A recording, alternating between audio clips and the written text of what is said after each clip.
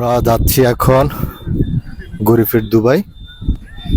এখানে অনেক দর্শনার্থী কাশফুল দেখতে আসে।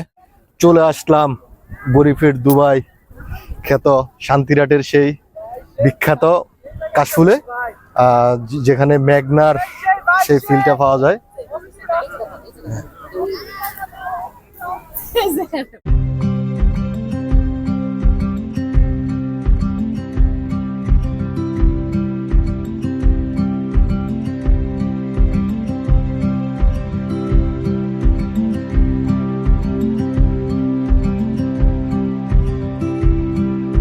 দুবাইয়ের এটা হলো মূল মাঠ, এইখান থেকেই সকলে কাশফুলের অঙ্গরাজ্যে চলে যায়।